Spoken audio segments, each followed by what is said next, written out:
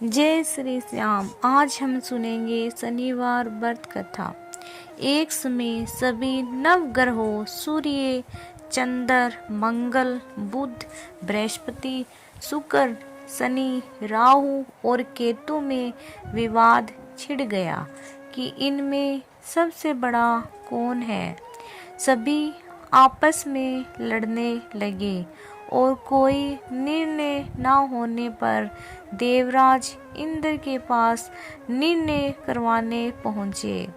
इंद्र इससे घबरा गए और इस निर्णय को देने में अपनी असमर्थता जताई, परंतु उन्होंने कहा कि इस समय पृथ्वी पर राजा विक्रमादित्य है, जो अति न्यायप्रिय है। वे ही इसका निर्णय कर सकते हैं।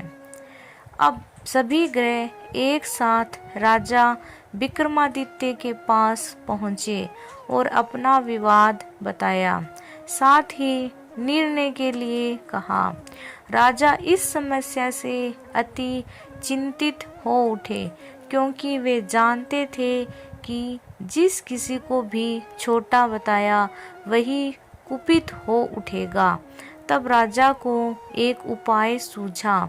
उन्होंने स्वर्ण, रजत, कांस्य, पीतल, सीसा, रांगा, जस्ता, अब्रक और लोहे में से 9 सिंहासन बनवाए और उन्हें इसी क्रम में रख दिए। फिर उन सब से निवेदन किया कि आप सभी अपने अपने सिंहासन पर स्थान ग्रहण करें। जो अंतिम सिंहासन पर बैठेगा वही सबसे छोटा होगा।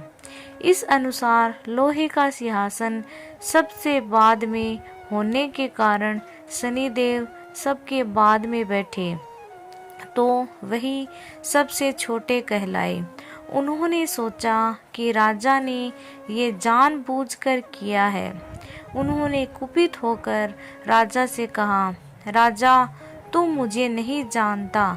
सूर्य एक राशि में 1 महीना, चंद्रमा 2.25 महीना 2 दिन, मंगल 1.5 महीना, बृहस्पति 13 महीने व बुध और शुक्र 1-1 महीने विचरण करते हैं, परंतु मैं 2.5 से 7.5 साल तक रहता हूँ। बड़े बड़ों का मैंने विनाश किया है। श्री राम की 7.5 आने पर उन्हें वनवास हो गया। रावण की आने पर उसकी लंका को बांदरों की सेना ने परास्त होना पड़ा। अब तुम सावधान रहना। ऐसा कहकर कुपित होते हुए शनिदेव वहां से चले गए। अन्य देवता खुशी खुशी चले गए। कुछ समय बाद राजा की 7.5 आई। तब शनिदेव घोड़ों के सौदागर बनकर वहां आए। उनके साथ कई बढ़िया घोड़े थे। राजा ने ये समाचार सुन अपने अश्वपाल को अच्छे घोड़े खरीदने की आज्ञा दी। उनने कई अच्छे घोड़े खरीदे व एक सर्वोत्तम घोड़े को राजा की सवारी हेतु दिया। राजा ज्यों ही उस पर बैठा, वह घोड़ा सरपट वन की ओर भागा। विषण वन में पहुंच वह अंतर्ध्यान हो गया और राजा भूखा प्यासा भटकता रहा। तब एक ग्वाले ने उसे पानी पिलाया।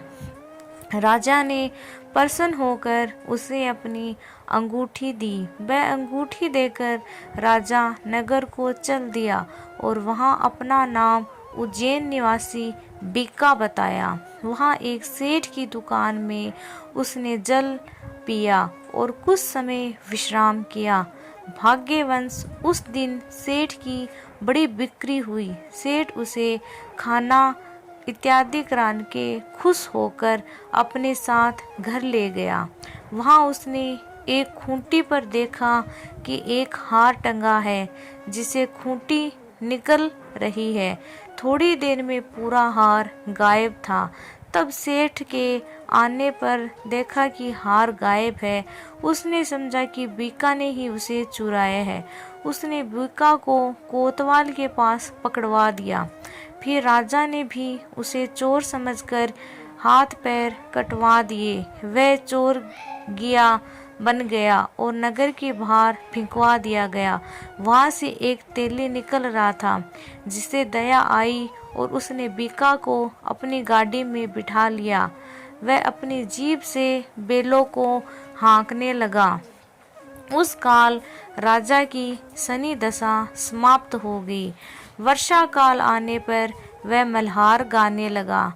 तब वह जिस नगर में था, वहां की राजकुमारी मनभावनी को वह इतना भाया कि उसने मन ही मन प्रण कर लिया कि वह उस राग गाने वाले से ही विवाह करेगी।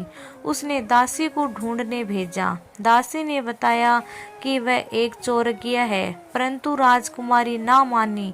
अगले ही दिन उसने उठते ही वह अनशन पर बैठ गई कि विवाह करेगी तो उसी से। उसने बहु तेरा समझाने पर भी जब वह न मानी, तो राजा ने उस तेली को बुला भेजा और विवाह की तैयारी करने को कहा। फिर उसका विवाह राजकुमारी से हो गया। तब एक दिन सोते हुए स्वप्न में शनिदेव ने राजा से कहा, राजन, देखा तुमने मुझे छोटा बताकर कितना दुख झेला। तब राजा ने उनसे क्षमा मांगी और प्रार्थना की, हे शनिदेव, जैसा दुख मुझे दिया है किसी और को ना देना। शनिदेव मान गए और कहा, जो मेरी कथा और व्रत कहेगा उसे मेरी दशा में कोई दुख नहीं होगा। जो नित्य मेरा ध्यान करेगा और चींटियों को आटा डालेगा, उसके सारे मनोरथ पूर्ण होंगे। साथ ही राजा को हाथ पैर भी वापस दिए। प्रातः आंख खुलने पर राजकुमारी ने देखा तो वह आश्चर्यचकित रह गई। बीका ने उसे बताया कि वे उज्जैन का राजा विक्रमादित्य है। सभी अति प्रसन्न हुए। सेठ ने जब सुना तो वह पैरों पर गिरकर क्षमा मांगने लगा। राजा ने कहा कि वह तो शनिदेव का कोप था, इसमें किसी का कोई दोष नहीं है। सेठ ने फिर भी निवेदन किया कि मुझे शांति तभी मिलेगी जब आप मेरे घर चलकर भोजन करेंगे। सेठ ने अपने घर पर नाना प्रकार के व्यंजनों से राजा का सत्कार किया। साथ ही सबने देखा कि जो खूंटी हार निगल गई थी, वही अब उस पे उगल रही है। सेठ ने अनेक मोहरे देकर राजा का धन्यवाद किया और अपनी कन्या श्री कंवरी से पाणी ग्रहण का निवेदन किया। राजा ने सहर्षि स्वीकार किया। कुछ समय पश्चात राजा अपनी दोनों रानियों मनभावनी और श्री कंवरी को सभी उपहार सहित लेकर उज्जैन नगरी को चले। वहाँ पूर्ववासियों ने सीमा पर ही उनका स्वागत किया। सारे नगर में दीपमाला हुई, वह सबने खुशी मनाई। राजा ने घोषणा की कि मैंने शनिदेव को सबसे छोटा बताया था, जबकि असल में वह ही सर्वोपरि है। तब से सारे राज्य में शनिदेव की पूजा और कथा का नियमित होने लगा। सारी प्रजा ने बहुत समय खुशी और आनंद के साथ बिताया। जो कोई शनिदेव की इस कथा को सुनता या पढ़ता है, उसके सारे कष्ट दूर हो जाते हैं।